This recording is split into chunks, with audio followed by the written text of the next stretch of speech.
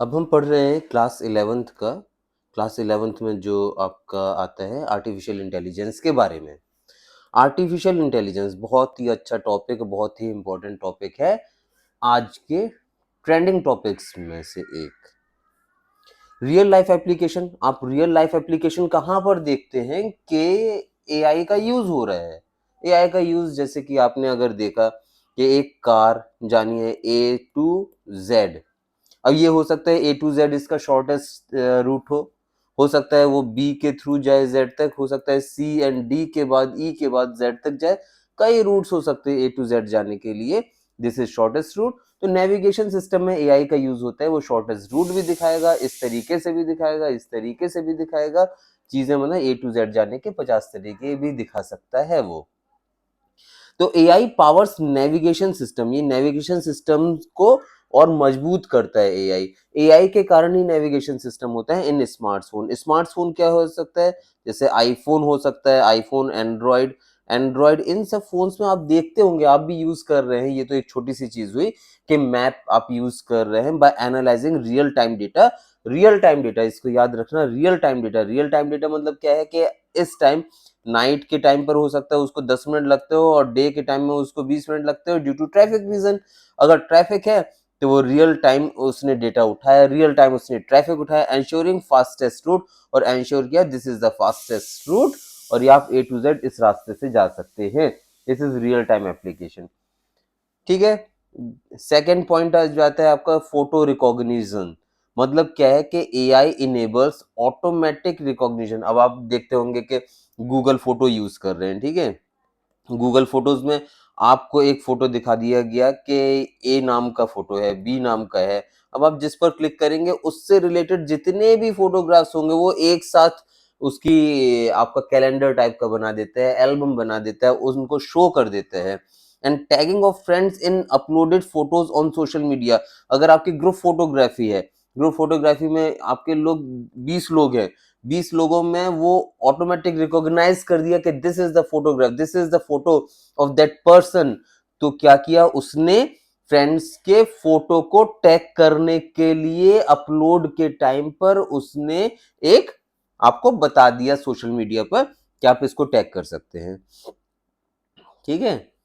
Other application, और कौन कौन सी एप्लीकेशन यूज हो सकते हैं, तो AI also drive numerous other practical application in various industries. Industries में भी यूज होने लगा है। कौन कौन सी इंडस्ट्रीज में, लगभग सारी इंडस्ट्री में, इवन मेडिकल में भी, इवन सिक्योरिटीज में भी अब एआई का यूज होने लगा है। तो रियल लाइफ एप्लीकेशन हो गए। अब हम पढ़ेंगे कि इंटेलिजेंट डिजिटल पर्सनल असिस्टेंट्स ये क्या है। इंटेलिजेंट नाम से ही अगर आप क्लियर करेंगे तो इंटेलिजेंट, डिजिटल, दोनों के मतलब पता है। पर्सनल असिस्टेंट्स का मतलब पता है। मतलब एआई पावर असिस्टेंट्स। अब आपको एक असिस्टेंट के रूप में चीज मिली, पॉपुलर डिजिटल पर्सनल असिस्टेंट। आपको एक पर्सनल असिस्टेंट मिल गया।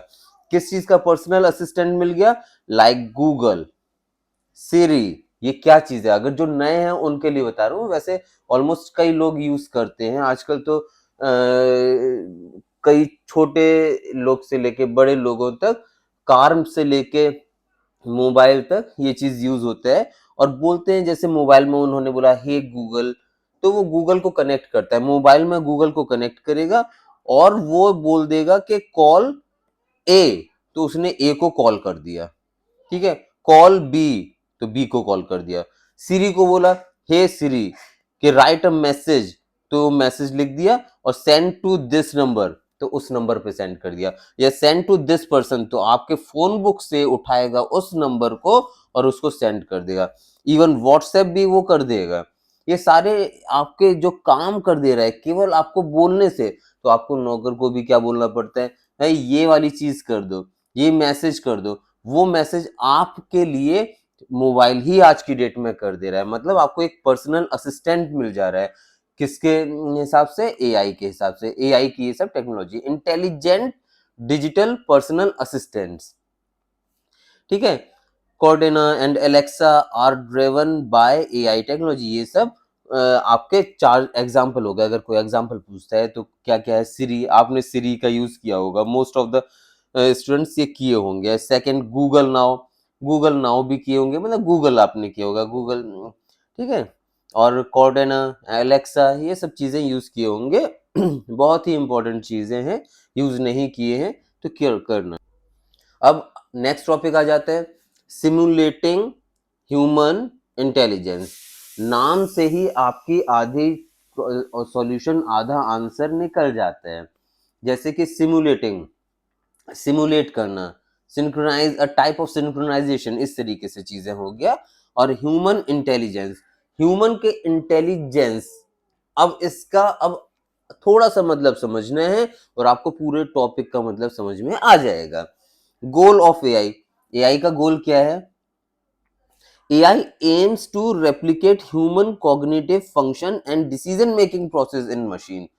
मतलब जो ह्यूमन की इंटेलिजेंस है कि भाई एक चीज यहाँ से आ रहा है, फॉर एग्जांपल यहाँ से एक चीज आ रहा है, अब आपको यहाँ से हटना है, राइट हटना है या लेफ्ट हटना है, या इधर जाना है, बैक आना है या लड़ना है इससे, इस चीज का क्या है? जैसे कोई शेर आ रहा है, शेर आया, शेर आया, ठीक है, अब आपको उससे लड़ना है, भागना है, राइट लेफ्ट टॉप बॉटम, कहाँ जाना है, वो आपका ह्यूमन इंटेलिजेंस हो गया। मशीन को भी ये चीजें सिखाना, आई मीन डिसीजन मेकिंग जो मशीन कर सके, cognitive function and decision making process in machine, तो ये आपका गोल हो गया एआई का। यही एक्चुअल में टारगेट है कि एआई का क्या गोल है, ह्यूमन इंटेलिजेंस के के तरीके से। Knowledge based and decision making, ये अब क्या चीज हो गया? Learning and problem solving, utilising knowledge basis. Learning and problem solving में क्या हो गया? AI system learn from past outcome to make new decision. मतलब क्या हो गया कि नॉलेज बेस हेडिंग को 4 बार पढ़ो, 5 बार पढ़ो तो चीजें क्लियर हो जाती है। जैसे कि नॉलेज बेस, आपका एक नॉलेज है, दूसरा नॉलेज है, तीसरा नॉलेज है, मतलब आपका एक पॉइंट है, आपने एक नोट्स बना के रख लिए हैं, या तो आपने पूरा का पूरा डेटा रखा हुआ है, फर्स्ट सेकंड थर्ड फोर्थ, ये प्रीवियस आपके एक्सपीरियंसेस हैं। अब अगर दोबारा से वही क्वेश्चन आएगा या दोबारा से वही क्वेरी आएगा तो आपके पास आंसर लिखा हुआ है, यहाँ से आप जा सकते हैं, ठीक है। तो knowledge base and decision making, learning and problem solving. AI, अब आप क्या किया, एआई सिस्टम ने क्या किया? लर्न किया, फर्स्ट सेकंड थर्ड लर्न कर लिया, याद कर लिया उसने, फ्रॉम पास्ट आउटकम, जो भी लास्ट पास्ट में आउटकम्स आए थे, टू मेक न्यू डिसीजन। अब फोर्थ प्रॉब्लम अगर फर्स्ट से मैच करती होगी तो फोर्थ का भी वही सॉल्यूशन होगा जो होना चाहिए, आई मीन ऑप्टिमल केस यही होता है कि होना चाहिए। अगर एग्जैक्ट प्रॉब्लम 1 की है तो एग्जैक्ट आंसर और एग्जैक्ट चीजें हैं तो वो 1 से आपका चीजें मैच करेंगी ही, मतलब 99% चांसेस है, ठीक है। और ज्यादा अगर इसमें बाइफर्केशन होता है, 1 2 4 4 4 लाख तक इतने सारे केसेस अगर जनरेट हो गए फिर आया, तो और ज्यादा एक्यूरेसी के साथ आपका ये knowledge base and decision making काम करेगा। और इसमें आपका मिनिमाइजिंग ह्यूमन इंटरवेंशन, आपको इंटरवेंशन नहीं होगा, ह्यूमन इंटरवेंशन नहीं होगा। यूटिलाइजिंग नॉलेज बेसिस, अब नॉलेज बेसिस को किस तरीके से यूटिलाइज करना है? AI system rely on knowledge basis, ये रिलाई करता है, ये विश्वास करता है, ये चीज देखता है knowledge basis for decision making, decision making के लिए। And problem solving, learning from past experiences, तो ये यूटिलाइज किया इसने नॉलेज बेसिस। लर्न किससे किया? यूटिलाइज किया है, मतलब यूज किया है past experience. Learn and problem solving दोनों लगभग एक ही चीजें हैं, लेकिन यहाँ लर्न करना, यहाँ सीखना, यहाँ प्रॉब्लम सॉल्व करना, और किसका यूज करके? Knowledge basis. अब हम आ जाते हैं मशीन लर्निंग में, नेक्स्ट टॉपिक जो रहेगा मशीन लर्निंग।